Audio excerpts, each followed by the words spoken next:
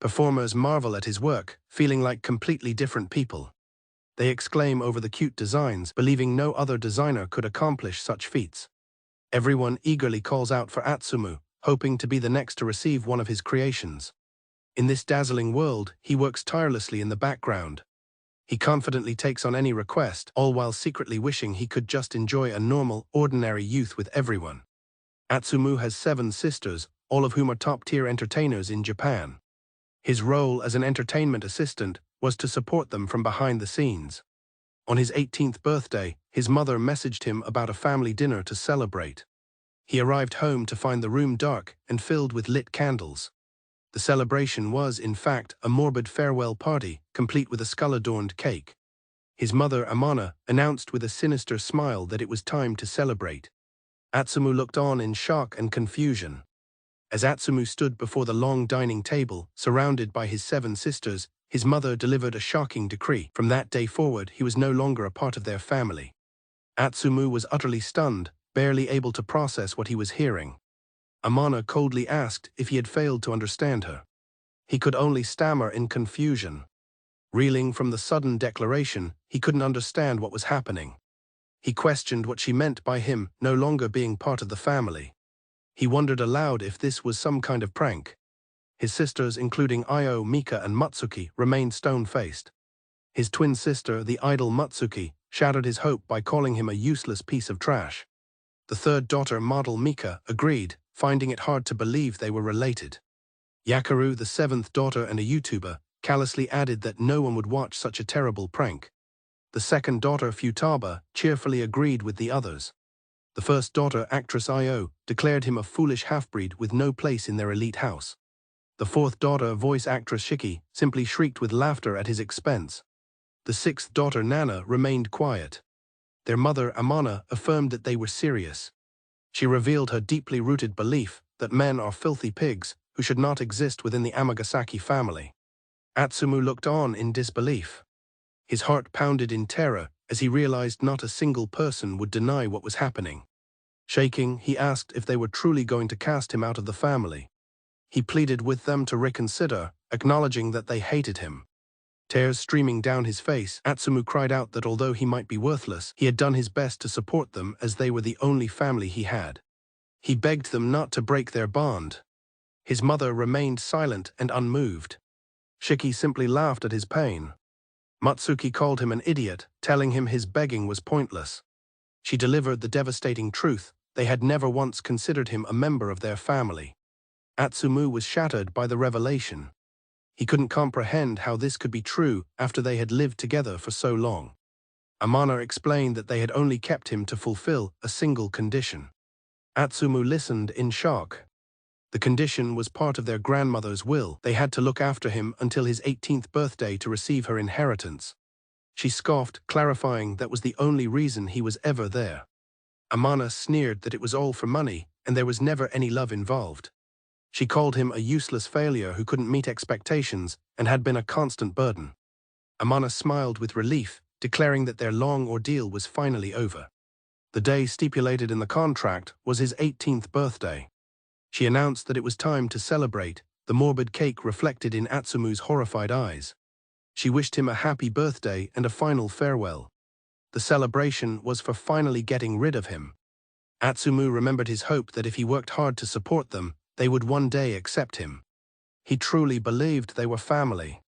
With the last of his hope extinguished, he decided he'd had enough. He was ordered to leave his phone and all his work tools behind to prevent any potential leaks. Atsumu understood and agreed. He silently told himself to endure this final moment without crying as his last act of support. He placed his phone on the table. Futaba cheered for his departure. Mika stated she was tired of waiting for this day. Matsuki told him to get lost. Yakaru told him not to come back. Despite their cruelty, Atsumu offered a tearful smile and thanked them for everything. As memories of them burned away, he left his past behind. He took one last look back. With his luggage in hand, he walked away from the grand mansion. With tears in his eyes, he bid farewell to his old self. And so, on his 18th birthday, he was cast out by the family that had raised him. But at that time, he never could have imagined what was to come. A chance encounter was waiting for him. An encounter that would completely change his life. This is the story of how a boy who lost both his family and home, whose only skill was supporting others, came to enjoy an ordinary youth. The showbiz underdog's rise to fame story begins now. Atsumu lay in a small, bare room, reflecting on how his simple wish to live a normal life now seemed impossible. The pain of being cast out by his own family brought him to tears. He had lost everything, left with no home, no family, and no money to his name. In the chairman's office, the woman behind the desk questioned if Atsumu's story was true. Atsumu sheepishly confirmed his desire to drop out of school as of that day. However, another girl in the room declared that she could not accept his decision. The idol Asuka passionately argued against Atsumu's expulsion. Atsumu gave a small, weary laugh in response to her outburst. He thanked Asuka for her concern, which only prompted her to remind him to call her by her first name. He recalled having met Asuka a few times before through his work in the entertainment industry. She was a part of the top idol group, a dominant force in the industry. More than that, she was the group's beloved leader, adored by her fans. With a peerless beauty and a smile that could captivate anyone, Asuka was considered the best idol in Japan. Asuka felt that even if Atsumu was okay with his situation, she simply could not stand it. She mumbled to herself, touched that he was worried about her despite his own troubles. Atsumu was moved to tears by her kindness, thinking how amazing a top idol she was. The chairman tried to calm an emotional Asuka, who was protesting to her mother. Sighing, the chairman reminded her daughter that Atsumu had already made his decision. The chairman, Sakuya, asked if she could question Atsumu about his decision. She stated that from what she understood, there was no need for him to quit and pressed him for another reason. Atsumu struggled to find the words to explain his reasoning. He finally mumbled that there was no particular reason, looking away sheepishly. His response infuriated Asuka, who grabbed him and demanded to know if he was messing with her. Atsumu admitted with a pained expression that he just felt guilty. Umakoshi Academy is a prestigious school dedicated to supporting the entertainment industry, with many celebrities enrolled. He explained that since he was leaving the industry, he felt out of place among students who were so serious about their futures. He felt that attending school as if nothing had happened would be disrespectful to the other students. Asuka listened with a look of deep concern. Atsumu added that he was so busy he rarely attended classes, making it feel as if he'd already dropped out. Hearing this, Asuka asked him how many people were in charge of his work. Asuka told him to stop playing dumb, insisting that a huge team must have been required to support 7 celebrities. She explained that it's impossible for one person to handle all the producing, managing, and planning, and that a proper team would have allowed him to attend school. Atsumu revealed with a dazed look that he was the only one on the team. Asuka was in disbelief, accusing him of kidding her again. He tried to explain it away, saying he wasn't skilled and the work just accumulated over time. Atsumu questioned why Asuka was even in the office with him. Asuka stammered that just because she's the chairman's daughter doesn't mean she has to be involved. Her mother cheerfully revealed that Asuka had told security to call her as soon as Atsumu showed up, much to Asuka's horror. Utterly embarrassed by her mother's revelation, Asuka could only stammer and blush. Atsumu couldn't help but smile, thinking her reaction was cute. He immediately apologized for his comment. Asuka, blushing furiously, insisted she wasn't mad but begged him to stop calling her cute. Overwhelmed with embarrassment, Asuka tearfully asked what more he wanted from her. Meanwhile, Atsumu was still thinking about how cute she was. The chairman cleared her throat, bringing their attention back to the matter at hand. She informed Atsumu that she had one last thing to ask him. Sakuya explained that from now on, his life would be guided by his own choices. She then asked him what he wanted to do after leaving the school. He began to explain his thoughts. He had always been too busy supporting his sisters and never had the chance to live like other kids his age. He decided that he wanted to attend a normal school, study, make friends, and perhaps even get a girlfriend. Atsumu declared with determination that all he wanted was to enjoy an ordinary youth. Sakuya listened with a gentle smile. She then told him that she knew the perfect school for him. He arrived in a new town, ready to begin his new life. He thought about how the chairman of his former school had been so kind, arranging a transfer and a dorm for him. He recalled her saying that helping him might also help Asuka, though he found her to be a bit strange but caring. She had even offered to cover his rent and expenses for the time being, making him feel very fortunate. He made a promise to himself to work part-time and pay her back while he was still a student. Though a lot had happened, he felt that his new life was finally starting. The normal school life he had always dreamed of was now within his grasp. His thoughts were interrupted by a nearby conversation. Two menacing-looking guys were harassing a girl, demanding she listen to them. The girl stood silently, ignoring their advances. The delinquents grew more insistent, telling her to stop ignoring them. Atsumu was shocked by the scene. He wondered if the town he'd moved to was actually unsafe. He briefly worried about his own safety, imagining getting crushed in a delinquent brawl due to his small size. His attention was drawn back to the girl, who looked increasingly distressed.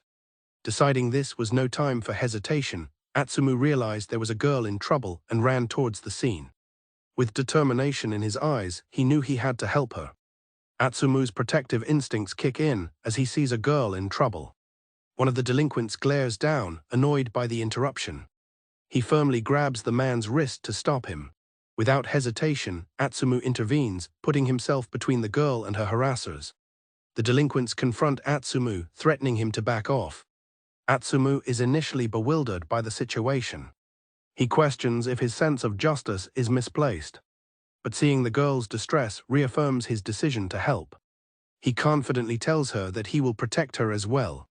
His confident declaration enrages the delinquent.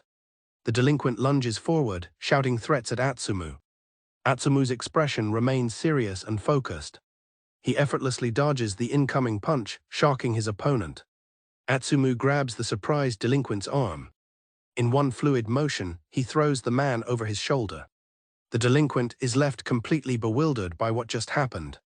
The delinquent slams onto the pavement. He lies on the ground, stunned that the throw was painless. Atsumu explains that he used an Aikido wrist-turning throw. While stretching, Atsumu tells the girl it was an Aikido move. He gives them a menacing grin, asking if they want to continue. Terrified, the delinquents make a hasty retreat. Once they're gone, Atsumu lets out a sigh of relief. Atsumu wipes his brow, admitting to himself that he was incredibly nervous. He recalls that he trained tirelessly to protect his sisters, but this was his first real fight in a long time. As idols and celebrities, his sisters were exposed to all sorts of dangers. To protect them, he had mastered several martial arts. He somberly reminds himself that this part of his life is now behind him. The girl hesitantly calls out to Atsumu. As he turns to face her, he is visibly stunned. He realizes that in that moment, he was truly seeing her face for the first time. The girl, flustered and blushing, thanks him for saving her. Atsumu reflects that this was how their fateful meeting began. He learns her name is Tsukioji. He realizes with a jolt that he hadn't noticed how beautiful she was, thinking she surpasses even his sisters. He is overwhelmed by how cute she is. In his mind, he compares her to an angel. He feels an immense sense of gladness for having helped her. Tsukio overhears him whispering that he truly meant what he said. Tsukio tearfully expresses her gratitude, feeling as though he saved her life. Atsumu reasons that she must have been incredibly scared. He pats her on the head to comfort her, telling her not to worry. The action brings back memories of comforting his own sisters. The familiar gesture reminds him of the past. Tsukio is left speechless and flustered by his touch. Atsumu panics and apologizes for suddenly patting her head. He is mortified by his own embarrassing actions. In the awkward moment, they both remember they have yet to introduce themselves. Fidgeting nervously, she introduces herself as Haimji Tsukio. Atsumu is internally ecstatic, finding her name just as cute as she is. As she asks for his name, he recalls that he was recently kicked out of his family. He tells her his name is Sakagawa Atsumu, explaining it's his dad's surname. His introduction is interrupted by a loud growl from his stomach. Tsukio is shocked to hear that he's been surviving on nutrient jelly and worries he'll collapse. Concerned for his well-being, she makes him an offer. Tsukio insists that he allow her to repay him for his kindness. A flustered Atsumu accepts her offer. Atsumu Sakagawa, who had spent his life supporting his 7 famous sisters, was suddenly banished by his family on his 18th birthday. Kicked out and penniless, he was fortunate enough to get a transfer to a new school thanks to the chairman's kindness. Though he was supposed to be heading to the dorm, he instead found himself savoring a meal so good it brought tears to his eyes. Atsumu nervously asks if it's really okay for him to be treated to such a feast, and Tsukio assures him it is. The meal is a thank you from the beautiful Haimji Tsukio, who explains that this is her way of showing her gratitude. Tsukio explains that she was so scared earlier, she couldn't move at all. Atsumu tells her that her reaction was understandable, as anyone would be scared in that situation. This meal is her way of thanking him for saving her from harassment by delinquents. Atsumu fidgets, saying he just did what anyone would do and that he should be the one thanking her. Tsukio quietly tells him he's wrong, which confuses Atsumu. He wonders if she actually said something or if it was just his imagination. Atsumu thinks to himself that Tsukio is insanely cute and tall, with an aura that is far from ordinary. He overhears other people in the restaurant whispering about how pretty she is, wondering if she's a celebrity. He thinks it's no wonder everyone is so curious about her. He marvels at her incredible beauty as she sips her drink. A waitress approaches, apologizing for the wait. The waitress proudly presents the monthly limited special sweet strawberry parfait. Atsumu is surprised, thinking to himself that Haimji ordered a parfait. He watches as she snaps a photo with her phone. He smiles to himself, finding her girlish and cute reaction endearing. Other patrons whisper about how cute it is that she's eating the limited edition parfait, finding it surprising given her mature appearance. Tsukio blushes under Atsumu's gaze. She quietly asks if it's weird. Atsumu notices her sudden change in mood, and misunderstanding the cause, tells her not to worry about the pictures and to take as many as she wants. Tsukio clarifies that's not what she meant. Tsukio explains that even though people say she looks mature, she likes cute things and finds it embarrassing. Atsumu tells her he thinks it's great. He enthusiastically explains that a girl who is already beautiful and cute, and who also likes cute things, is the ultimate combo. He insists that she has nothing to be embarrassed about. Atsumu's earnest compliment makes Tsukio blush intensely. She looks at her phone, a small happy smile on her face. She thanks him sincerely. With a newfound confidence, Tsukio admits she really does love cute things. Atsumu agrees enthusiastically. He then compliments her, saying she has a cute voice too, which catches her by surprise. Atsumu thinks for a moment, trying to figure out how to best put his thoughts into words. He tells her that her voice is really similar to a VTuber he likes. Tsukio's quiet reaction makes Atsumu question himself. Wondering if he said something weird, he decides to retreat, telling her he'll go get a drink. Atsumu returns and makes a bad joke about family restaurants not being just for families and how he thought he'd be arrested since he doesn't have one anymore. He quickly adds that he was genuinely worried, but Tsukio realizes it wasn't a joke. She looks at him with wide, concerned eyes and asks if it's true that he doesn't have a family. Atsumu realizes he said something he shouldn't have. He panics and starts to apologize profusely, thinking it was too personal a topic. Tsukio interrupts, her expression soft with worry, reminding him that he had even mentioned the nutrient jelly thing.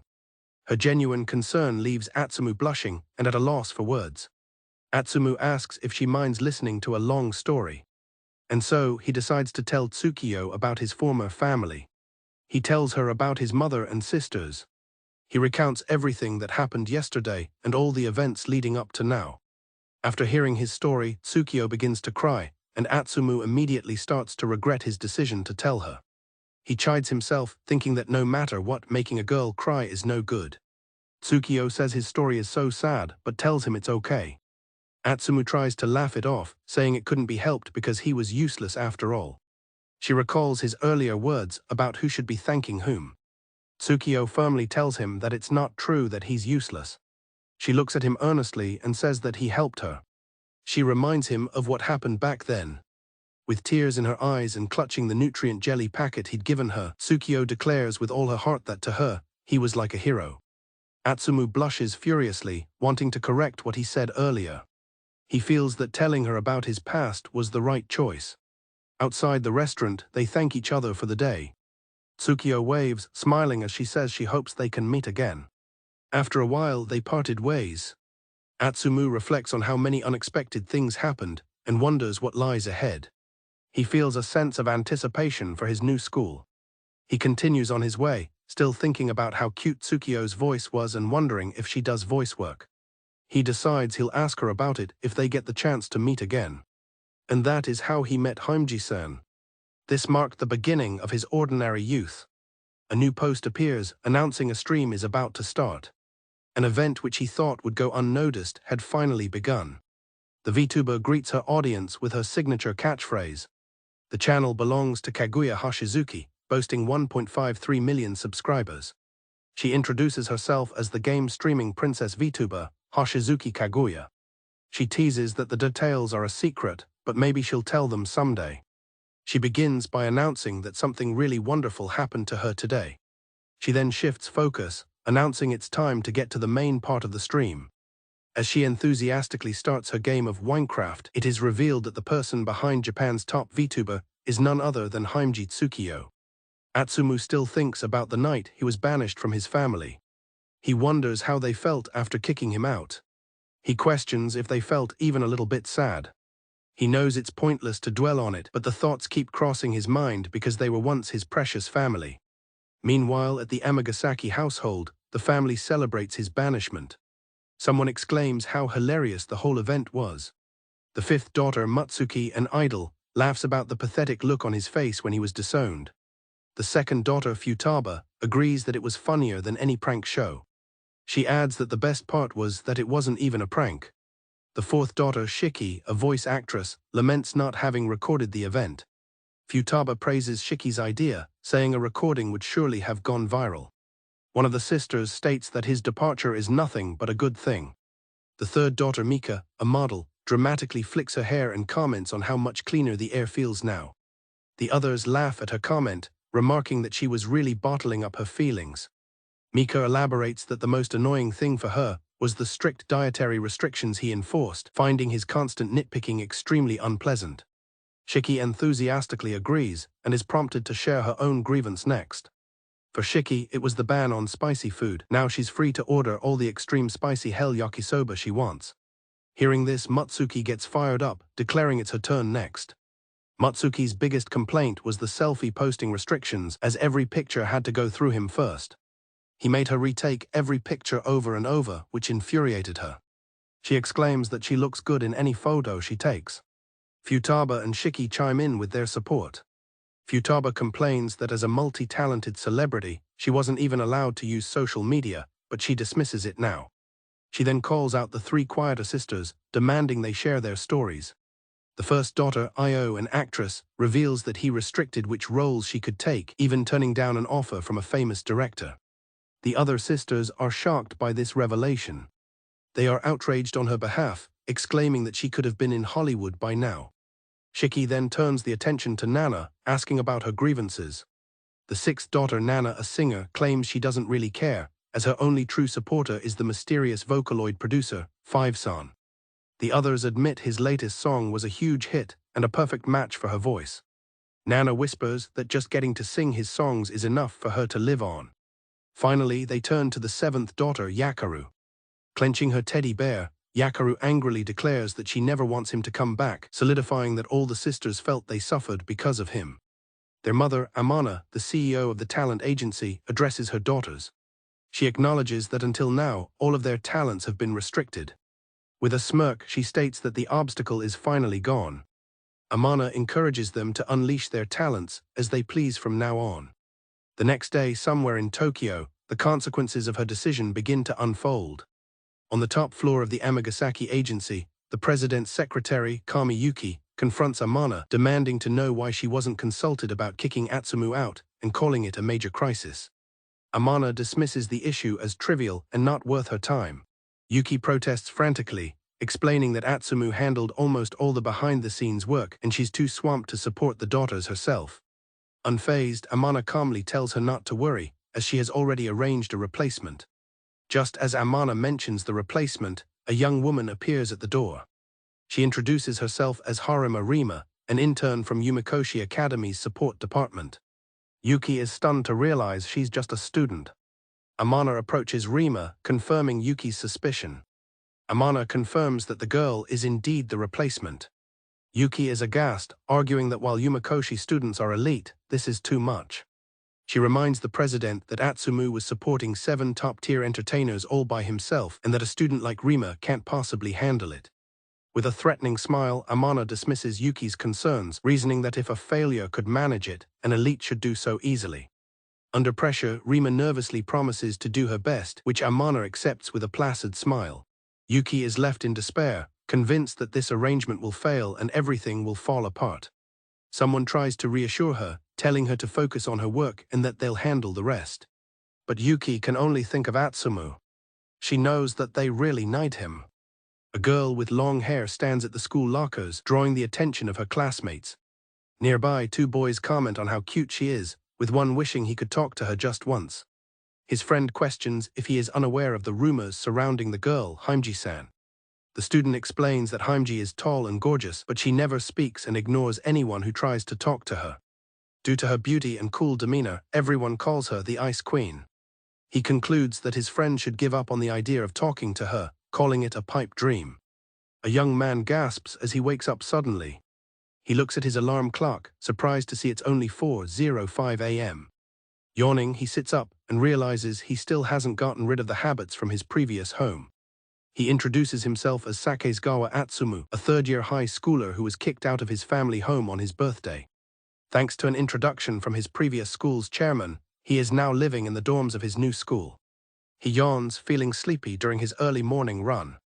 He reflects that his former family is a showbiz dynasty, which explains why he is up so early. He recalls that he has 7 sisters who are all top-level entertainers, and his mother is the president of their agency. Until just yesterday, he was doing support work for all of them, living days where he was barely able to sleep. Because of that, he still wakes up after only 3 or 4 hours of sleep. He proudly presents the finished meal and bento box. Taking a bite with his chopsticks, he confirms with satisfaction that it is perfect. While eating, Atsumu reflects on what it feels like to live alone, wishing he had his confiscated smartphone to watch VTuber streams. A voice from a nearby stream catches his attention. His heart skips a beat as he listens. He thinks to himself that the voice sounds familiar. Looking at the clock, he notes that it's still super early. As he finishes his meal, Atsumu feels time moving slowly. He hopes that he will have a fun school life. Later in the classroom, the teacher announces that it's time to introduce the new transfer student. Atsumu stands before the class, starting his introduction. He cheerfully introduces himself as Sakegawa Atsumu and asks his new classmates to treat him well. The girls in the class are excited by the new student. Students are surprised that he's a guy with such a high-pitched voice, while others comment that he's the small and cute type. Being the center of attention makes Atsumu feel a bit nervous. A tough-looking student in the back of the class appears tense. Atsumu reflects on his new school, Erin Private High, noting that his transfer from the elite Yumakoshi Academy is being kept secret to avoid trouble. The teacher assigns him a seat in the very back, center row. Atsumu is excited to find out who will be sitting next to him. He makes his way toward his assigned seat. As he approaches his seat, Atsumu notices the tough-looking student from before. He realizes that something is definitely amiss. As he walks past the student's desk, he is stopped. The student turns in his seat. He grabs Atsumu's shoulder, calling out to him. The student, Kongu yells at the transfer student not to get cocky. Atsumu is taken aback by the sudden confrontation. Instead of being scared, Atsumu is impressed by Kongu's height, feeling envious. Kongu cracks his knuckles, accusing Atsumu of mocking him, but Atsumu's apology doesn't seem to register. The teacher nervously tries to intervene, asking Kongu to sit down. Kongu glares menacingly at the teacher. The teacher shrinks back in fear, weakly pleading for no fighting in class. Suddenly, Atsumu has a moment of realization. He asks if Kongu is angry about his pants. Atsumu points to Kongu's pants, which were previously torn but are now adorned with cute patches. Kongu looks down in shock, exclaiming in confusion. Atsumu explains with a wink that he's actually quite good at sewing for certain reasons. He reveals that when they passed each other, he quickly fixed them. He then innocently asks if Kongu didn't like the design, leaving the tough student speechless. Atsumu explains his choices: a tiger applique on the knee, a bee on the thigh, and a bear because he thought it would suit Kongu's large frame. Kongu stands silently, trying to process the situation. From Kongu's point of view, Atsumu looks up with a sparkling expression and asks if he would have preferred an elephant instead. Kongu's heart throbs at Atsumu's innocent expression. From an objective point of view, Atsumu's actions came from 100% good intentions. However, Kongu believes Atsumu did it on purpose to mock him. He angrily yells that it's called distressed fashion, and that Atsumu is an idiot for fixing it. Atsumu apologizes, explaining he thought Kongu wanted them fixed since his legs were showing. Students in the background whisper and chuckle, noting that Kongu seems to have been bested. Kongu is left blushing and flustered, unable to respond. He warns Sakegawa to remember this. Atsumu wipes sweat from his brow, relieved. He thinks to himself that it's good Kongu has calmed down. Atsumu finally makes it to his assigned seat. He finds his desk is right next to. He is shocked to see who is sitting there. He smiles and remarks on the amazing coincidence of meeting her again here. His seat is next to Tsukioji. He greets her and asks that she treat him well from now on. Haimji looks down, flustered and speechless for a moment. Atsumu gives her a warm, welcoming smile. She then looks up and replies, asking him to please treat her well too. Haimji's heart pounds in her chest. Atsumu is also happy about their interaction. A nearby student is so shocked by what he's witnessing that he loses his grip while twirling his pen. The pen slips from his fingers. It clatters to the floor as he stares in disbelief. A student exclaims that he must be kidding. Other students whisper that it's the first time they've heard her voice and that it's cute. The entire class is in an uproar over what they just witnessed. Atsumu, oblivious, pokes his cheek and wonders if he's done something wrong again. Another student remarks that no one has ever seen this happen before. The students are in shock that the Ice Queen actually talked to the new transfer student. Atsumu is completely bewildered by the situation, wondering what is going on. Haimji, the so-called Ice Queen, shyly rests her chin on her hand, a faint blush on her cheeks. Atsumu reminisces about watching the energetic streams of the VTuber, Hoshizuki Kaguya-chan. He recalls that back when he lived at the Amagasaki house, her cute and energetic streams were a source of comfort for him. Watching Kaguya-chan's streams was the only thing that kept him going amidst his busy days and his sister's harassment. Kaguya-chan would thank her viewers for their supportive comments during her streams. Atsumu remembers that it was almost time for him to stop watching. Eventually, however, he became too busy and had to get back to work, leaving no time for his hobby. Atsumu, whose name is now Sakegawa Atsumu, recounts being expelled from the Amagasaki household on his birthday. After leaving his previous school, he was excited to be on his way to his new transfer high school. It was then that he met the incredibly beautiful Tsukioji, making his heart race. On his first day at the new school, a miraculous reunion occurred. He was incredibly happy to find himself sitting right next to Haimji. He couldn't concentrate in class because all the other students were staring at them. He started to worry that perhaps he shouldn't have transferred and was causing trouble for her. He also found himself wondering about her reputation as the Ice Queen.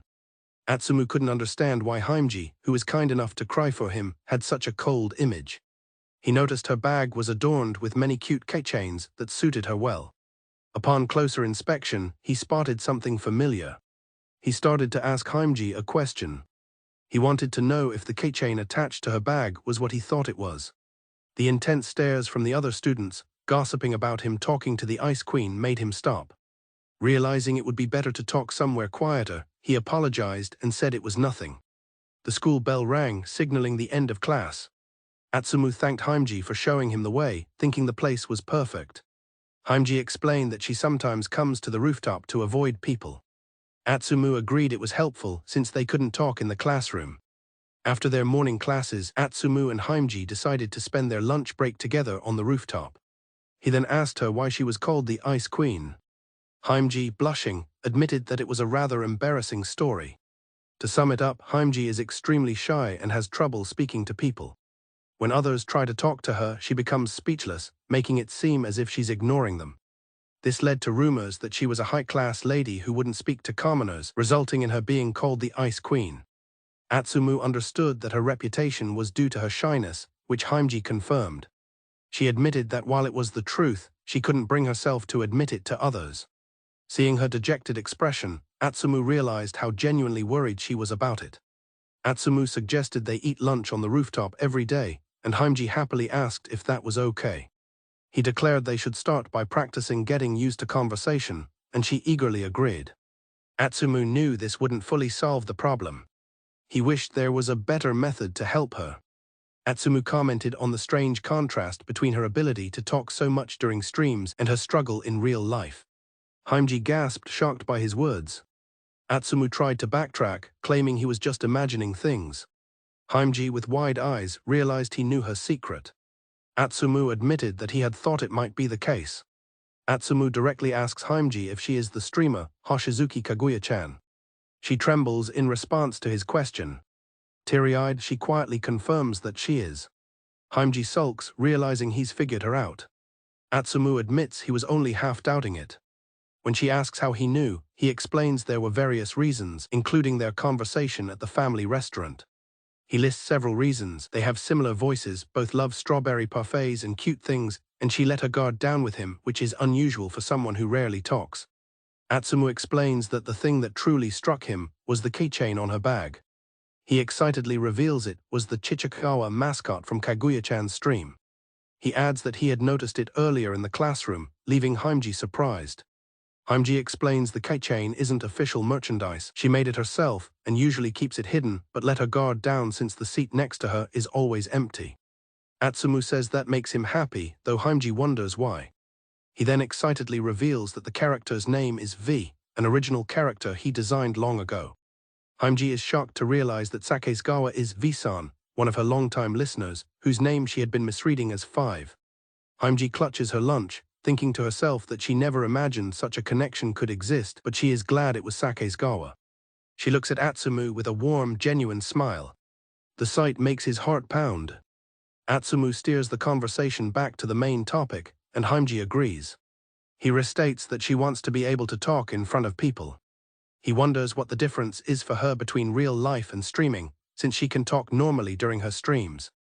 Haimji shyly suggests it's because when she's streaming, she isn't being herself. She confesses that she dislikes her real appearance and has always wanted to be a smaller, cuter girl, but Atsumu reassures her that he finds her cool and beautiful. Atsumu realizes what she's saying. From Haimji's point of view, her VTuber persona Hoshizuki Kaguya-chan is her ideal form. Understanding this, he tells her there's only one thing he can do to help. With a confident wink and a pen in hand, Atsumu declares that he will make her cute. Haimji is left completely bewildered by his sudden proposal. Atsumu, now using the name Sakesugawa, reflects on being banished from his family on his birthday and his fateful reunion with the celebrity-level beauty, Tsukio Haimji, at his new school. As they spent their lunch break together, he learned about the troubles that plagued her. Understanding her desire to change, he enthusiastically declared that he would make her cute. The two students head out after their school day ends. Atsumu marvels at the convenient location of a nearby facility, with Haimji walking quietly beside him. Haimji shows Atsumu around the multi-level shopping mall, and he thanks her for bringing him. Haimji is confused by his emotional reaction. Atsumu gleams with excitement, confessing that this is his first time hanging out with a friend after school. Atsumu leads the way, suggesting they head to the store. Haimji seems to be pondering the word friend with a slight pout. Haimji looks up at the storefront with a hint of surprise. Atsumu confirms that they have arrived at a cosmetics shop. Haimji wonders if Atsumu can really help her, but he explains he has experience from doing his sister's makeup. He winks confidently, proclaiming that cuteness can be created and that she should leave it to him. The shop clerk Yamaguchi Haruko thanks a customer for their purchase. She internally monologues about how she returned to her hometown and started this job after getting married despite wanting to be a makeup artist. She feels unfulfilled and hopeless at sales, simply following her manager's advice to recommend popular items. Feeling nervous, she welcomes Atsumu and Haimji into the store. Atsumu checks if Haimji is comfortable with the store's flashy atmosphere, which Haruko mistakes as a couple's interaction.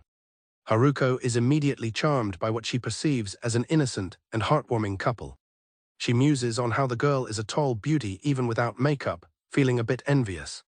Atsumu approaches the counter and asks if they can borrow some samples to try. The clerk points them toward the self-makeup corner, and Atsumu thanks her. Watching them, she thinks he seems like a very polite boyfriend, just accompanying his girlfriend. With the borrowed tools laid out, Atsumu announces that it's time to begin. With her heart pounding, Haimji nervously tells Atsumu to please take care of her. The clerk is taken aback by this development. She is shocked that the boy is going to do the makeup. She thinks that while it might be trendy, he didn't seem to know much about makeup. She inwardly panics, hoping that the beautiful girl's face doesn't end up ruined. He works with incredible speed and precision, applying the makeup to Haimji's face. The shop clerk is shocked, wondering at his amazing dexterity. Atsumu focuses intently on applying the makeup. The clerk marvels at how skilled, gentle, and delicate his touch is. She notes that he is perfectly choosing tools and colors to match Haimji's beautiful skin tone. She concludes that his skill is on par with a professional. Haimji herself is taken aback by the experience. Atsumu continues his work with a gentle and focused expression. The clerk is deeply moved, thinking that this is beyond professional makeup, it is something truly precious. She sees his makeup application as a form of refined art filled with gentle love. The clerk is left wondering what kind of experience someone would need to be able to do makeup like that. With a gentle smile, Atsumu announces that the makeover is complete. Haimji looks at her reflection, transformed and beautiful.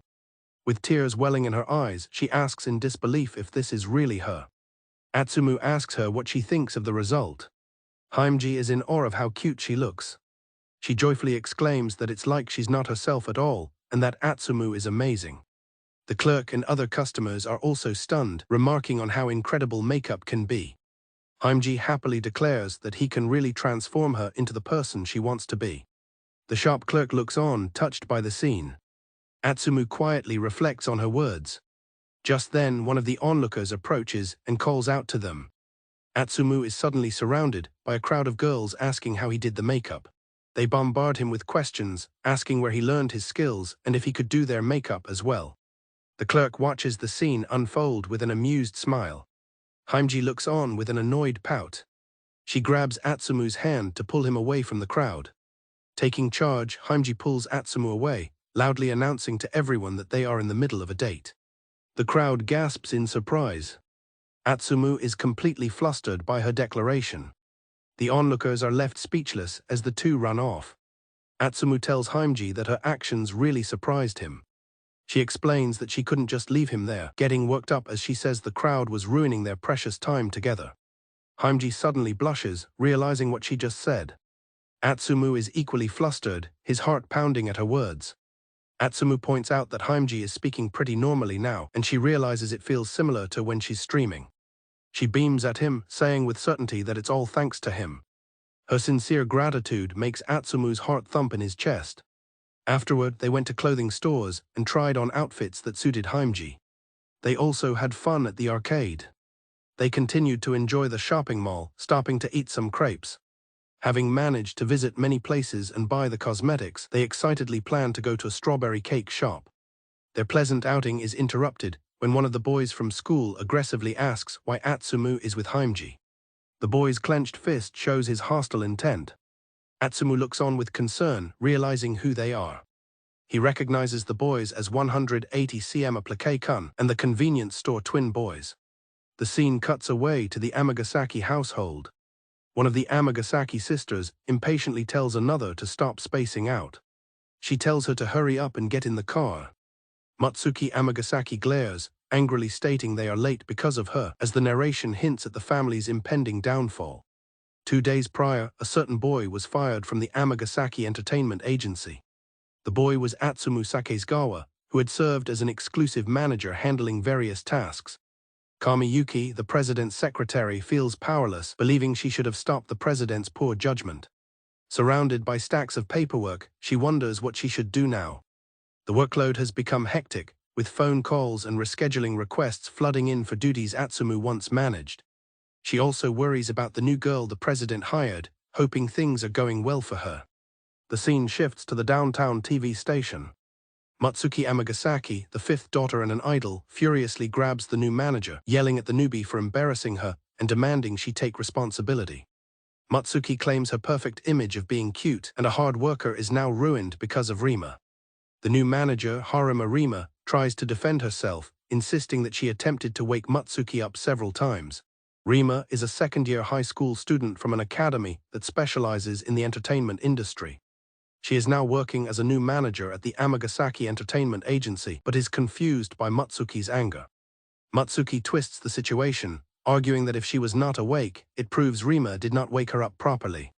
A flashback shows Rima desperately banging on a door, urging Matsuki to wake up because they were going to be late.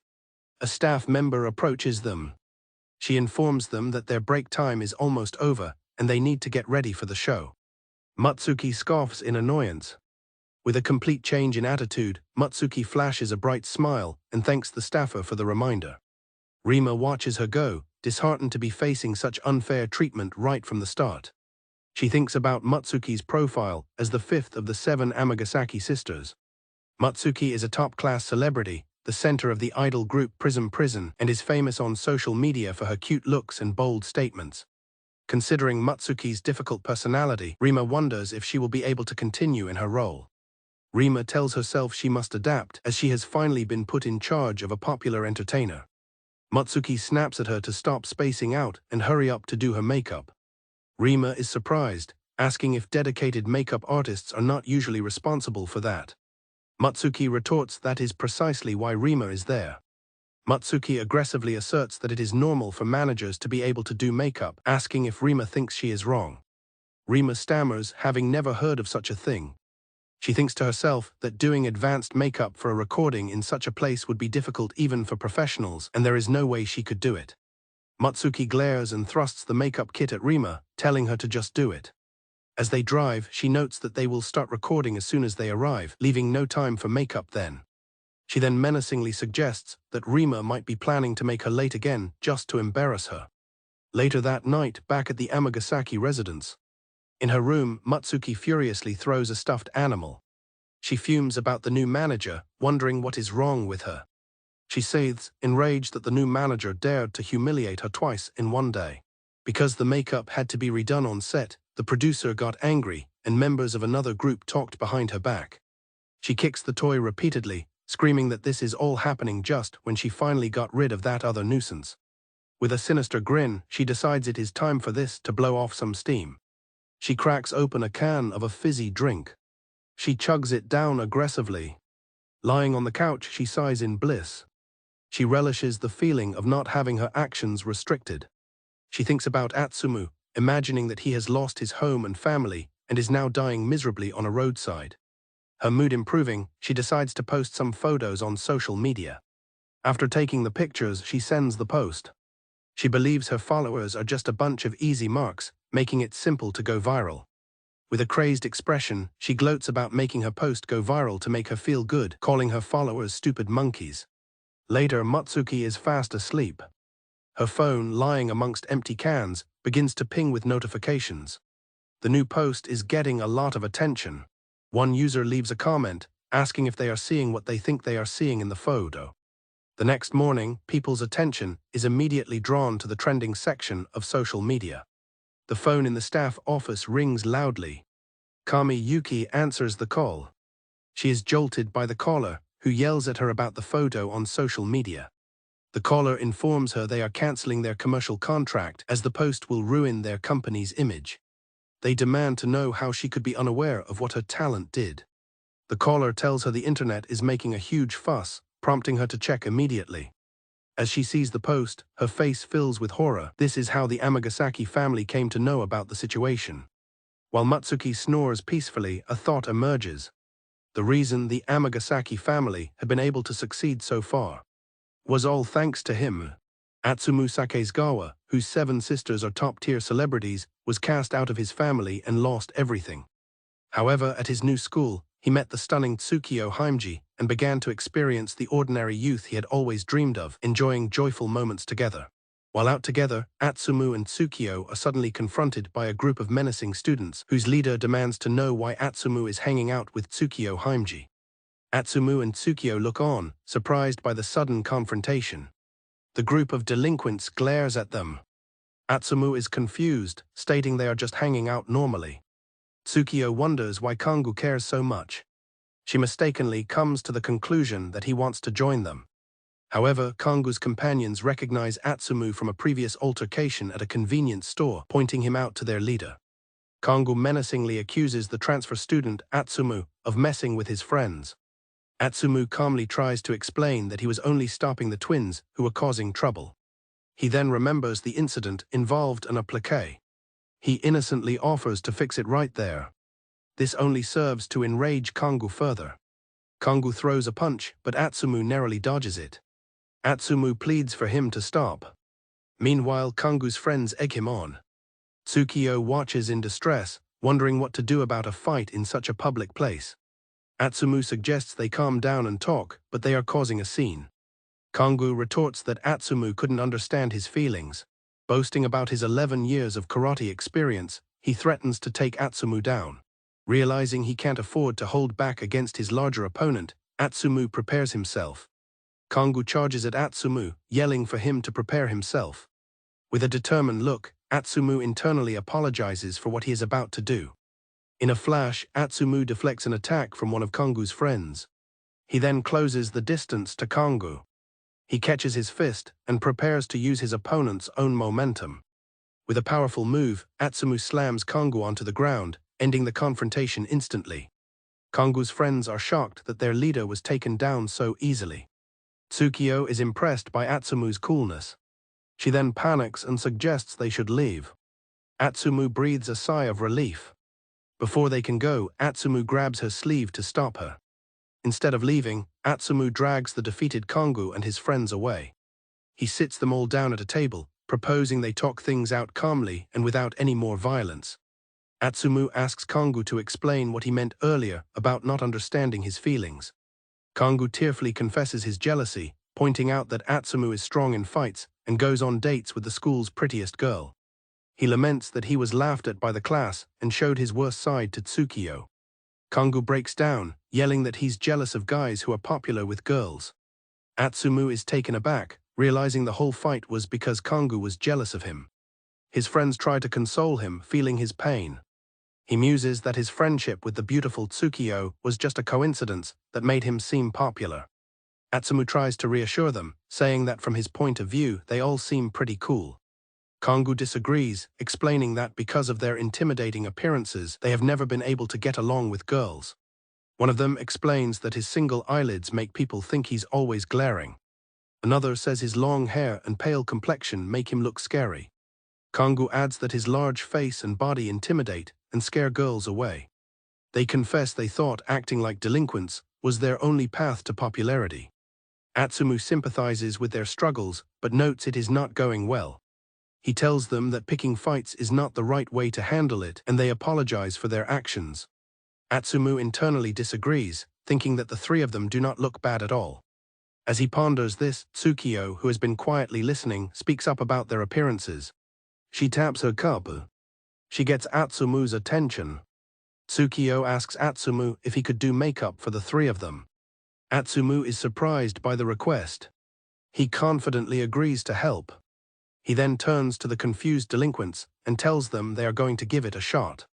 Atsumu gets to work with his makeup tools. When he finishes, he presents the results, hoping they like it.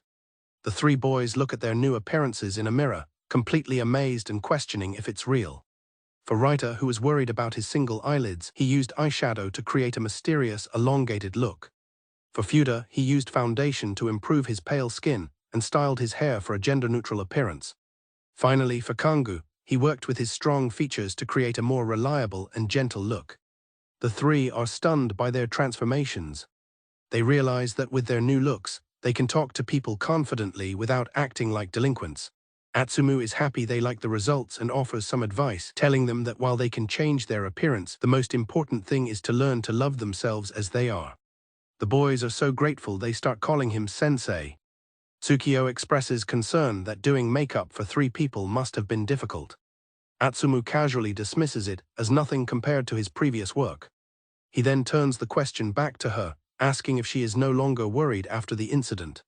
Tsukio smiles warmly, replying that she now understands how the boys felt. Atsumu apologizes for how the day turned out, but notices how late it has become. She reassures him that it is okay. She quietly whispers that they can see each other every day now. Looking away shyly, Tsukio tells Atsumu that it would be nice if they could go out together again sometime, leaving him blushing and surprised. He feels incredibly happy to be invited out and praised by Tsukio. He realizes he has never felt so accepted before. A sense of ease washes over him. He is glad that he was able to be helpful. Afterward, the group took some photos together. They then went their separate ways home. Tsukio reflects that while the day was chaotic, it was what being young is all about. Looking at a happy group photo on her phone, she hopes they can make many more memories just like today. Atsumu Sakegawa, a former entertainment industry support staff, was cast out by his family. With the help of Chairman Ashia Sakuya, he began a new school life. At his new school, he befriended the school's top beauty, Tsukioji, and finally started living the normal youth he had always dreamed of. As the school bell rings, a voice calls out to Tsukioji in the hallway. A male student boldly asks Tsukio to go on a date with him after school. With a stern expression, she flatly tells him it's impossible. The boy and his friends are left frozen in shock by her rejection. Onlookers whisper about another victim of the Ice Queen. Internally, Tsukio trembles with anxiety, wishing she could have explained that she already had plans with someone else. Tsukio panics, feeling too nervous to speak properly after her practice the day before. She resolves to get another makeup lesson from Atsumu. After rumors spread that Atsumu had spoken with her, many other students tried to approach Tsukio. As a result, the school was soon filled with the tearful crystals of brave souls who were rejected. On the school rooftop, Atsumu gives Tsukio a makeup lesson. He encourages her, telling her she's doing a great job. It's a private space where they can be alone together. Atsumu praises Tsukio for being a fast and skilled learner. She shyly thanks him, saying it's only because he's a good teacher. They had discovered that when Atsumu does her makeup, she is able to speak normally. Since Tsukio wanted to be able to talk to people, Atsumu began teaching her to apply makeup on her own. He offers to help her any time, but she feels it would be too much to ask. He reassures her that as friends, she can always rely on him. His kind words send her into a flustered panic, equating always with marriage. Despite her progress, she still freezes up sometimes. Atsumu reflects that his fun school life began thanks to Tsukio, but one problem remained. The one problem that remained was money. His former school's chairman covered the first month's rent, but now Atsumu had to pay for everything himself. He had been managing with his leftover money, but it was about to run out. He worries about what to do, wishing for a job he could get paid for immediately. Suddenly, a car screeches to a stop nearby. A stylish young woman with sunglasses, flanked by bodyguards, steps out of the car. She looks at Erin High School and identifies it as his new school. With a determined expression, she and her entourage head onto the school grounds, intending to find him. After school, Atsumu and Tsukio agree to walk home together. They notice a large, noisy crowd gathered nearby. The commotion is centered around a single girl, who is being swarmed by fans asking for photos and autographs. Atsumu and Tsukio realize who it is. The girl in the crowd spots Atsumu and exclaims that she's found him. She asks everyone to let her through. Atsumu looks on in disbelief, confirming that it's really her. The girl is revealed to be Ashia Asuka, the center of the top idol group **. She walks directly up to a confused Atsumu, telling him she has been looking for him. The surrounding students are shocked to see that the new transfer student knows both the Ice Queen and a famous idol. Atsumu is overwhelmed by the sudden attention, feeling it's getting out of hand. A classmate asks Tsukio who the girl is. Tsukio explains that Ashia is an idol. A classmate explains that Asuka is the super popular center of the idol group **. Atsumu explains that he and Asuka went to the same school before he transferred and that she was kind to him. Upon hearing this, Tsukio's expression becomes gloomy. Asuka grabs Atsumu's hand and pulls him away. She tells him there is something she needs to tell him. Asuka pulls Atsumu close and looks at him intently, telling him that she needs him by her side. Without waiting for a reply, Asuka dashes off, dragging a protesting Atsumu with her. Left behind, Tsukio watches them go, remembering their plans to get strawberry cake together. She quietly questions Atsumu's earlier statement about Asuka being kind enough to talk to him at their old school. Tsukio pouts with disappointment, muttering that Atsumu is a dummy. Meanwhile, Atsumu finds himself in the back of a car with Asuka and her bodyguards, asking what is going on. Asuka orders her driver Ikikawa to drive. As the car speeds away, a panicked Atsumu yells that people usually explain things first. He exclaims that this counts as kidnapping, but Asuka tries to calm him down, promising to explain. In the car, Asuka insists Atsumu stop using honorifics and just call her Asuka. He hesitates, feeling it is inappropriate for a behind-the-scenes person like himself, but she insists she does not care. He then asks again why she brought him here. She simply replies that it is for his sake. Asuka offers Atsumu a job as her support staff, leaving him shocked and feeling unready. She reminds him of his incredible work supporting all 7 of the top-tier Amagasaki sisters, stating his talent is unique. She tells him she believes in his talent, which is why she wants him by her side. Atsumu is conflicted. He's happy she is praising him, but he wanted to stay away from the entertainment world. Seeing his hesitation, Asuka makes a desperate offer to pay him in cash immediately if he accepts the job. The offer to solve his money problems makes him waver. Asuka leans in closer, pleadingly asking if he will refuse. With tears in her eyes, Asuka begs him to accept. Overwhelmed and feeling her plea is unfair, Atsumu finally gives in. He gladly accepts the job as her support staff. Atsumu recalls how Asuka Ashia, the popular idol he's known for a while, suddenly pulled him from school to support her. He's left wondering what exactly his role is supposed to be. While they are in a car, Asuka stares at Atsumu and asks about the beautiful girl he was with earlier. Atsumu realizes she means Tsukioji. He quickly clarifies that she is just a friend.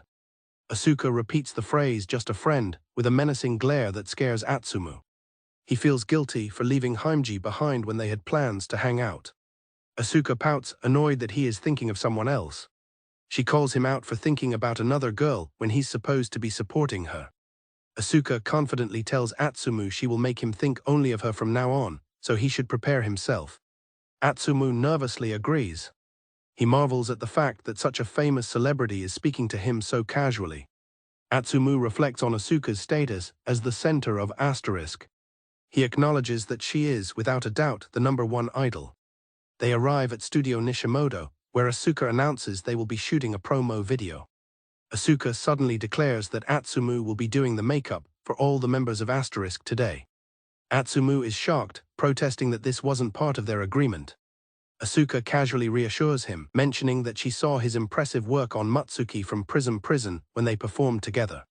Atsumu feels useless and full of doubt. As he follows Asuka into the studio, he questions if he is the right person for this job. They are greeted by the filming director, Oizumi Takashi, who enthusiastically praises Asuka's new song. He specifies that the lyrics were especially good and predicts it will be a huge hit. Asuka passionately states that she poured her heart into writing the lyrics and will give the shoot her all. She asks the director to take good care of them. She and Atsumu bow deeply, promising to do their best. Atsumu is impressed by Asuka's professional demeanor, calling her a true pro. He thinks she is cool for greeting everyone properly, as expected of a top idol. He realizes from their earlier conversation that Asuka must have written the song's lyrics herself. Asuka then leads him to the group's dressing room. Asuka notices Atsumu has stopped walking. He acknowledges how important this shoot must be to her. He worries that he isn't good enough and might ruin the entire project. He suggests someone else might be better and offers to cover any financial losses himself. Asuka bluntly calls him an idiot. She tells him it's not about whether he is good enough or not. She explains that she needs the specific skill he showed when doing Matsuki's makeup. Asuka clarifies that she is a pro and didn't choose him out of pity, but because it has to be him. Asuka confidently opens the door to greet the others. She bursts in, announcing that she has brought him with her. They are met with the sight of all the other Asterisk members in their underwear. Both Atsumu and Asuka freeze in blushing shock. Asuka quickly slams the door shut. One of the members yells from inside that it is not okay. A few minutes later, the situation has calmed down. A mortified Atsumu and Asuka profusely apologize to the now-clothed idol group. Suzukaze Suzuka, an Asterisk Red member, chides Asuka, telling her she should have knocked before coming in. Atsumu continues to apologize for his carelessness. Kurakuan Kuon, an Asterisk Blue member, tells them to raise their heads, stating that if Asuka apologizes, she has no choice but to forgive her. Rokurokusu Kuromi is upset, but Shinuzuka Shino doesn't see the big deal, comparing it to a swimsuit. Achide Kazuchi Kazue is flustered, while Midorigyaka Midori seems to have enjoyed the attention. Atsumu feels responsible, realizing that makeup depends on trust with the performers and that this wouldn't have happened if it weren't for him. Suzuka decides to call it even and suggests Atsumu introduce himself. Asuka formally introduces Atsumu as their new makeup artist. The members are shocked, questioning if a high schooler can handle the job after such an awkward meeting. Kuon firmly voices her opposition to the idea. She explains that while she easily forgave the peeping incident because Asuka apologized, this new development changes everything. She emphasizes that the new song is important for the group and that Asuka worked very hard on the lyrics. Therefore, entrusting their makeup to a peeping high schooler is unacceptable. Atsumu realizes that this is exactly why his first impression was so critical. Asuka acknowledges Kyuon's concern and apologizes to everyone for how the introduction went. She firmly defends her choice, declaring that Atsumu isn't just a high schooler, he is the absolute best makeup artist she personally selected for the shoot. Atsumu is left speechless by her passionate defense. Asuka passionately vouches for Atsumu, telling her groupmates that his skills are the real deal and they will not regret it. Convinced by Asuka's defense, Kyuon agrees to accept Atsumu. Suzuka agrees as well. The rest of the group follows suit. Atsumu feels happy but also pathetic. He wonders why he is still hesitating, even though they all believe in him. To clear the air, Suzuka claps and suggests they start over. She suggests quick reintroductions to cut the weird tension, since Asuka is putting so much into the shoot. As the group prepares for introductions, Asuka places a reassuring hand on Atsumu's shoulder. She quietly asks if he remembers what she told him. She tells him it will be fine. She reminds him that he is the one she chose. With a bright smile, she reaffirms her choice. She tells him that he is the one she wants. Atsumu is moved, realizing she might be the only person who would ever say that to him. Her faith gives him the resolve he needs, and he knows there is only one thing he can do. Atsumu turns to the group and introduces himself as Sakegawa Atsumu, their makeup artist for the day. Filled with new determination, he confidently vows to support Asterisk with everything he has. Atsumu reflects on the major task he was given, handling the makeup for the #1 idol group, Asterisk, for their new promotional video. For the sake of Asuka, who put her faith in him, he resolved to pour everything he had into fulfilling his role. The shoot passed by in what felt like an instant. As the director called out that they were finished, the entire cast and crew celebrated the successful wrap-up. Holding the promotional video script, Atsumu felt a sense of relief, knowing he had done everything he possibly could. All he could do now was hope that the final result was what Asuka and the others had envisioned. Suddenly, Asuka and the rest of Asterisk approached him, with Asuka cheerfully congratulating him on a job well done. Atsumu was caught completely off guard, panicking at the sight of the entire idol group coming toward him. Atsumu nervously tried to dismiss his panic. One of the members explained that they had just come to say thank you.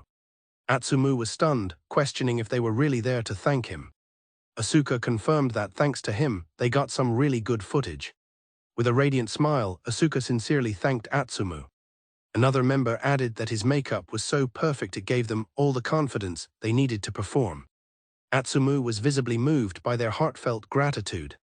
Atsumu tried to be modest, claiming he only did the makeup. She pointed out that he had meticulously checked the lighting, camera, and choreography before the shoot. She remarked that anyone that particular about more than just makeup is a true professional. Just then, the director grabbed Atsumu by the shoulder, laughing as he declared that the shoot wrapped up smoothly thanks to him. Other staff members chimed in, thanking Atsumu and saying they learned a lot from him. The other idols were left confused about what else he had done. The director ruffled Atsumu's hair, exclaiming that he was helping them out the entire time. The choreographer, cameraman, and lighting technician all confirmed that Atsumu had saved them when they were struggling. The Asterisk members were shocked, wondering who Atsumu truly was. Asuka sighed, admitting that she expected none of them to have noticed. She then made a shocking revelation. Atsumu's former job was being the manager for Matsuki of Prison. Everyone was stunned by the news. The director, completely bewildered, asked Asuka for an explanation. Atsumu recalls how Asuka then explained the situation to everyone. The director was amazed that someone could perfectly handle makeup, filming staff duties, and management all at once. He immediately offered Atsumu a job. A commanding voice suddenly agreed that it was an excellent idea as a woman in a suit stepped forward. The staff reacted with shock at her appearance. Asuka simply smiled, glad that she had arrived. The woman was Hoshikage Mikage, the president of Asuka's talent agency, Starliner. President Hoshikage addressed Atsumu, stating that she had heard about him from Asuka and had reviewed the footage. Atsumu nervously realized who he was speaking to. She concluded that he possessed real ability. President Hoshikage smiled warmly, explaining that because of him, she was able to see a side of Asuka she had never witnessed before. She sincerely thanked Atsumu. She then reached out her hand, preparing to make him an offer. President Hoshikage formally offered Atsumu a job at her agency. The staff enthusiastically supported the idea, urging him to join them. The director added that with Atsumu on board, their team would be unstoppable. Asuka also pleaded with him to accept the offer, saying that with him by her side, she felt they could achieve even greater heights together. Atsumu considered her words, picturing himself by Asuka's side. He pictured Asuka giving her all to her performance. He recalled a memory of watching her practice, supporting her from just off stage. Another memory surfaced, Tsukioji's smiling face as she happily suggested they hang out again sometime. Atsumu turned his back to the expectant crowd. Asuka looked on, bewildered by his actions. He apologized to Asuka.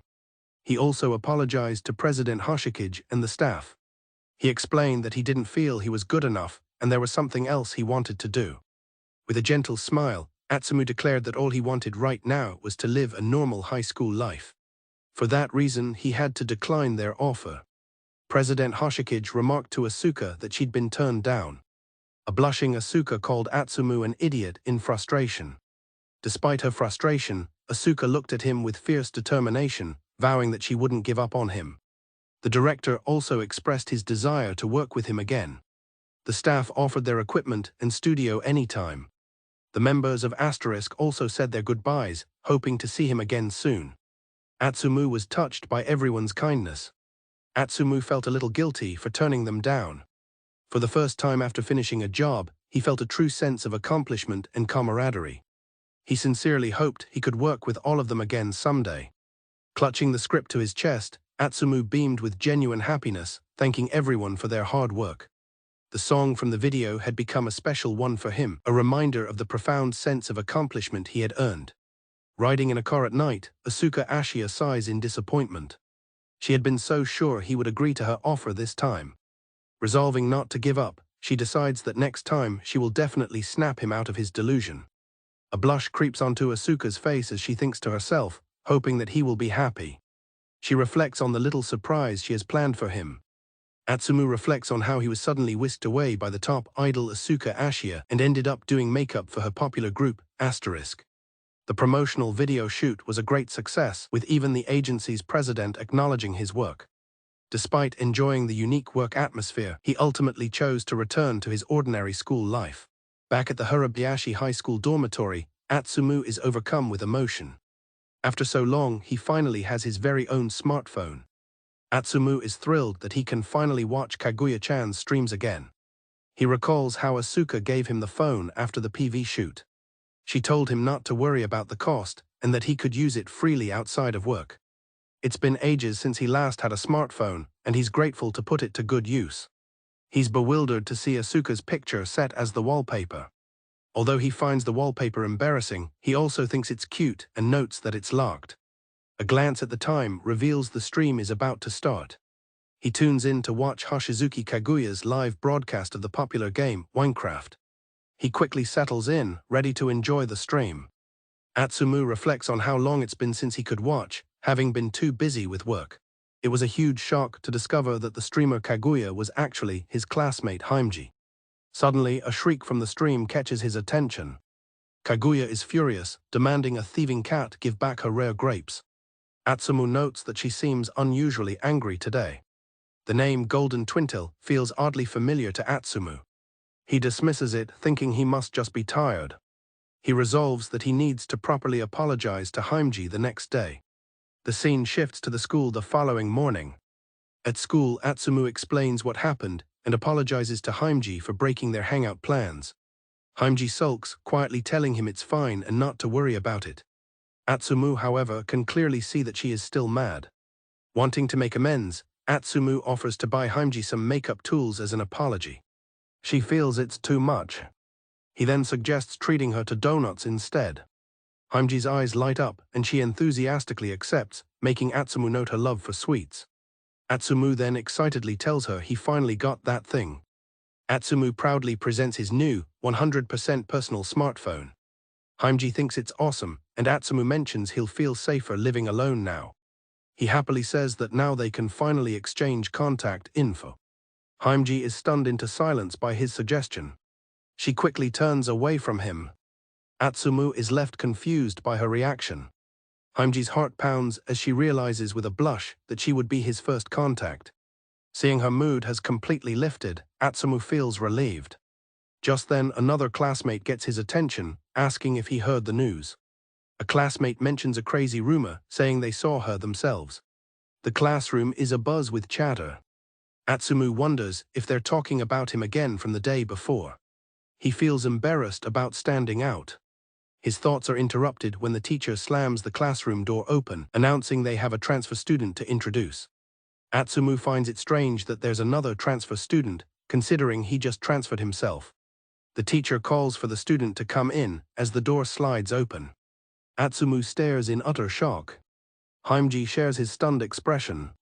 The new student stands before the class, surrounded by an almost floral aura, and introduces herself as Ashia Asuka. The entire class is left awestruck and speechless. The classroom erupts into chaos as the students realize that the famous idol Asuka from the group Asterisk has just transferred into their class. A delighted Asuka confirms that it's really her. The teacher tries to restore order and get everyone to settle down. After regaining some control, the teacher begins to assign Asuka a seat. The teacher decides to place Asuka in the empty seat next to Atsumu. Atsumu looks around to see a sparkling Asuka on one side and a menacing Haimji on the other. He realizes that what should be a happy situation feels anything but. Asuka takes her seat next to Atsumu, winks, and playfully asks if he's surprised she's here. She declares that she wanted to go to the same school as him. Asuka tells Atsumu that she won't let him escape this time. Her attention then shifts to Haimji, who glares back menacingly. Asuka smiles and introduces herself to Haimji. Haimji offers a cold, one-word reply. Haimji then brightly reminds Atsumu of their plan to exchange contacts at lunch. Atsumu shivers as Asuka simply lets out a knowing "heh." Asuka reminds Atsumu that he's holding the phone she gave him yesterday. She then points out that her contact information is already in it. Asuka adds that she has his contact info too. With a tight grip on her skirt, Haimji asks if that means there's no need to exchange anything. Haimji lets out a frustrated huff. A tense standoff crackles between Asuka and Haimji, with Atsumu caught helplessly in the middle. Atsumu is completely lost, wondering how the conversation took this turn and why that name sounds so familiar. He realizes the situation feels just like something he's seen before. The confrontation between Asuka and Haimji mirrors the exact scene from Kaguya's stream the previous day. Atsumu despairs, wondering what will become of his ordinary school life. Meanwhile, a major incident has occurred at the Amagasaki household. Someone there curses their situation, questioning what they did wrong. A room has been thrown into disarray. A phone buzzes with over 99 new messages as its owner laments that all they wanted was to be number one. To replace the now gone Atsumu, the Amagasaki Entertainment Agency hired a new rookie intern. The Amagasaki family believed they would shine even more freely and brilliantly than when Atsumu worked for them. But the cracks caused by this mistake were already beginning to show. A phone rings in the room of the fifth daughter, Matsuki. Matsuki Amagasaki, an idol and the family's fifth daughter, answers the call with irritation. She wonders who could be calling her so loudly. The new intern, Arima Rima, is relieved Matsuki finally picked up, immediately telling her about a huge problem. Matsuki curtly addresses the newbie on the phone. Matsuki complains about being woken up, while Rima apologizes from the agency's dressing room. Rima stammers that the call is urgent. She then reveals to a suddenly shocked Matsuki that she has made the online news. Matsuki is thrilled, assuming she's gone viral. She believes it must be from yesterday's photo and gloats that things work better without Atsumu around. She excitedly imagines her rising popularity, believing she is on her way to becoming the number one idol. Matsuki sees an article about Asterisk's new promo video. The news praises Asuka Ashia for showing a shy, natural smile that leaves an impression. Matsuki becomes enraged, yelling that Asuka's fans are being fooled by her calculated smile. She dismisses Asuka's success. She reminds herself that she went viral too. Driven by jealousy, Matsuki vows to kill the buzz around the promo video and prove she is the best. She finally sees the news about herself, an article accusing prison's Matsuki Amagasaki of underage drinking. Matsuki stares at her phone in utter disbelief. The public's comments question if she's decided to end her idol career. Matsuki panics, realizing she had thought the can was hidden. In a fit of rage, she smashes things in her living room. She collapses in despair, cursing herself for making such a mistake while she was drunk. As she laments that her career is over, a figure peeks out from behind a corner, seemingly taking pleasure in her suffering. Suddenly, Matsuki has an idea. She decides she will just delete the post. She believes it is not too late and that she can still fix things. She concludes that all she needs to do is destroy the evidence. After deleting the post, Matsuki feels relieved. However, her phone rings again. It's the intern. She answers, annoyed, asking what Rima wants this time. Rima frantically tries to discuss how to handle the news about the photo. Matsuki casually informs her that she has already deleted it. Rima is horrified, realizing that deleting it without any explanation is a very bad move. Rima explains that deleting the post without comment basically confirms her guilt. The weight of her mistake crashes down on Matsuki as she stands frozen in shock. Her phone is immediately bombarded with notifications. The number of new messages climbs rapidly. The relentless flood of messages overwhelms her.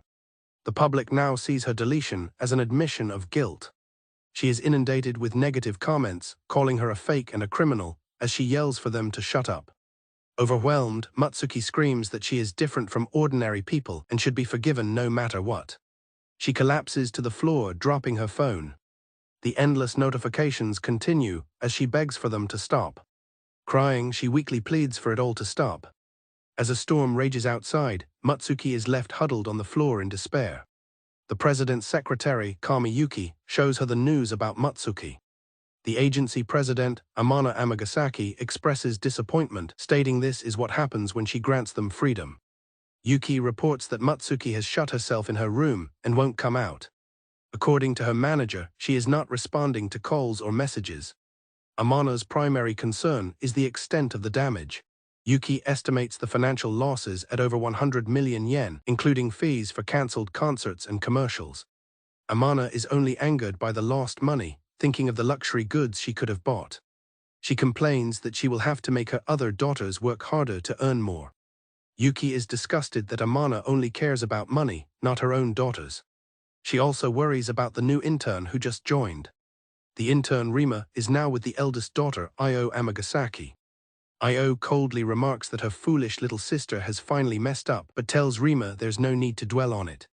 She states that what happened is Matsuki's own responsibility. Io dismisses Matsuki's character while Rima expresses her worry. Io immediately changes the subject, asking for the materials for her next project.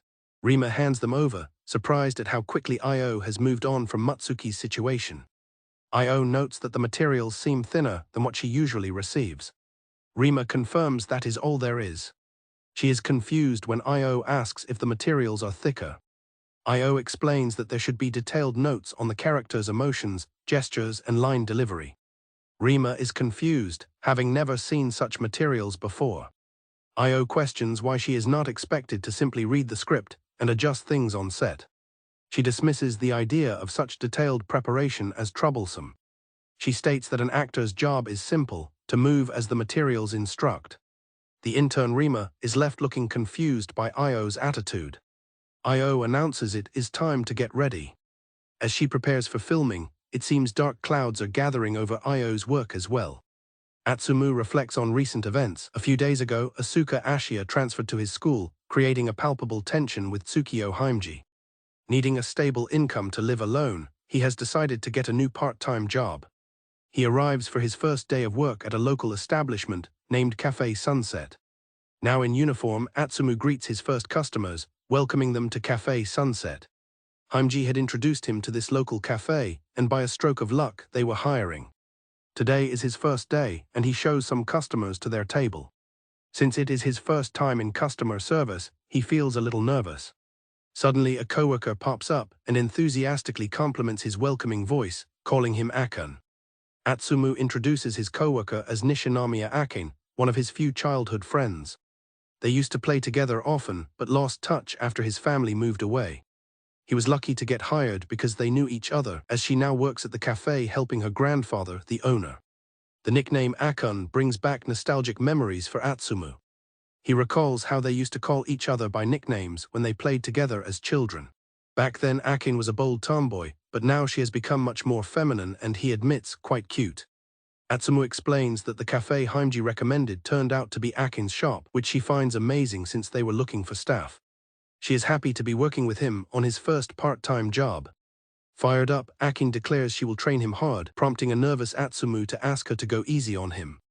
Changing the subject, Atsumu asks if he really has to keep his bangs pinned up. He explains that he does not like how it looks, as it feels weird and makes his eyes look girly. Akin firmly states that it is not good for food service and tells him to get used to it. She adds that she thinks the style suits him better. Akin and her grandfather both agree that the hairstyle looks good on Atsumu. The owner then suggests that since Atsumu seems fine with customer service, he should try something else. Akin mentions that while the register is automatic and she handles the food, there is still the coffee to be made. Atsumu learns that the coffee is hand-drip, which is a bit difficult. Akin is surprised to learn that Atsumu knows how to make hand-drip coffee. He explains that his third sister Mika was very particular about her coffee, so he was often made to brew it for her. Excited, Akin tells him to prepare to handle the next order. The task brings back memories for Atsumu, who never thought the skills he learned for his sister would be useful. Filled with a new sense of purpose, he resolves to provide delicious coffee for the customers. Just then, the bell on the door rings. He turns to greet the newcomers. To his surprise, the customers are Haimji and Asuka, who look tense and uncomfortable being together. Atsumu is utterly shocked. He is utterly shocked to see the two of them together. He briefly wonders if they became friends, but quickly dismisses the thought upon seeing their tense expressions. Asuka, irritated, asks Haimji why she is here, stating it is her day off. Haimji retorts that she could have gone anywhere else, as this is her usual spot. Atsumu nervously realizes this is far from a friendly get-together. Switching to his professional demeanor, Atsumu warmly welcomes them to the cafe, catching both girls off guard and leaving them blushing. Atsumu is puzzled, as their moods suddenly improve the moment he speaks. He leads them to a table for two. He asks to take their order, and Asuka asks for a recommendation. He suggests coffee that he will brew himself, and both girls eagerly agree at once.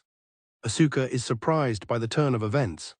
The tense silence returns between the two girls. Haimji pouts, annoyed that she ended up sitting at the same table as her rival. The tension is palpable. Akin asks Atsumu about the two, noting they are friends from his class but do not seem close. Atsumu sheepishly admits he has no idea why the atmosphere is so strained either. Akin simply giggles. Atsumu is left confused by her reaction. Breaking the silence at the table, Asuka announces that she will confess. Asuka admits that while the cafe is her regular spot, she also came because she heard Atsumu was working there. Haimji realizes that Asuka also likes Atsumu. She is surprised Asuka is speaking so clearly, unlike at school. Determined, Asuka challenges Haimji to also confess what she thinks about Atsumu. Haimji stares intensely before accepting the challenge. Meanwhile, Atsumu carefully begins the process of brewing their coffee. He checks the water temperature before pouring.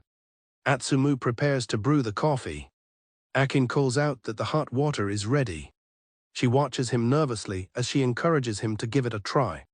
Atsumu feels a wave of nostalgia, wondering how long it has been since he last brewed coffee this way. He pours the hot water over the coffee grounds. Akin watches, impressed. He breathes in the pleasant aroma. He recalls that even though his sister was a bit scary, he never really hated making coffee for her. Haimji and Asuka continue their verbal spat. Atsumu thinks to himself that he wants them both to enjoy a delicious cup of coffee. Elsewhere, Asuka complains that Haimji just does not get it. Asuka declares that the first thing to focus on is his uniform, saying the café garçon style fits him perfectly and that seeing him work so earnestly makes her heart squeeze. Haimji argues that the hairstyle is definitely the main point, as his pinned-up bangs reveal his cute, clear eyes, which have a serious feel that is simply the best. The girls glare at each other. Asuka thinks Haimji is an annoying girl, while Haimji silently concedes that her rival is not bad. Atsumu serves their special hand-drip coffee. A few moments earlier, Akin had tasted Atsumu's coffee and was amazed, exclaiming that it was just like her grandpa's and calling him a genius. Back in the present, he hopes the delicious brew will calm the two girls down. Akin had mentioned that coffee is known for its relaxing effect. Atsumu serves the coffee. Both girls are captivated, thinking about how it was brewed just for them. Asuka admires its wonderful smell. Haimji also thinks it smells nice. They are encouraged to drink. They both take a sip at the same time. They are both instantly enchanted, exclaiming how delicious it is.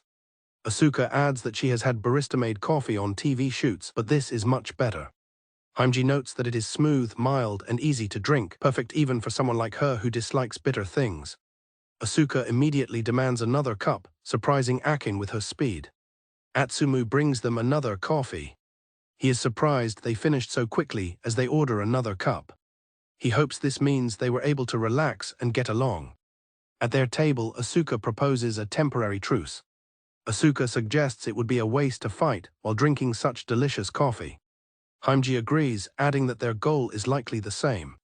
They both declare in unison that their true purpose is to watch Atsumu work at the cafe and be healed. Seeing them finally getting along, Atsumu is relieved, but Akin worries about how many more coffees they are going to order. Even the owner wants to try the coffee. The girl's influence causes a sudden flood of orders from other customers who also want to try the coffee. As another customer enters, a flustered Atsumu asks her to wait. Akin warns him that something terrible is happening outside. A massive line of people has formed outside the cafe. Overwhelmed but determined, Akin tells Atsumu they just have to do their best. Atsumu confidently tells her to leave it to him. Atsumu confidently declares that he is used to being busy. Akin is impressed by his confidence. He later found out that the commotion was because fans of Asuka and Haimji saw them sitting by the window and started lining up. After a long rush, they finally managed to get through it and close the shop. Asuka and Haimji apologize, feeling responsible for the chaos. Akin reassures them that it is okay, as they sold a lot, adding that it was also thanks to Atsumu being there. Atsumu, who feels he did not do much, is surprised by the praise. Akin gives him a meaningful glance. As they clean up, Akin quietly observes Atsumu and tells him that he has grown up. Atsumu is confused by her comment. Akin blushes, flustered by what she said. She quickly backtracks, claiming she just meant to thank him for his hard work on his first day, as Haimji and Asuka watch with suspicion. As Haimji and Asuka are leaving, they mutter about the unusual atmosphere and how close Akin seems to Atsumu. Akin cheerfully invites them both to come again.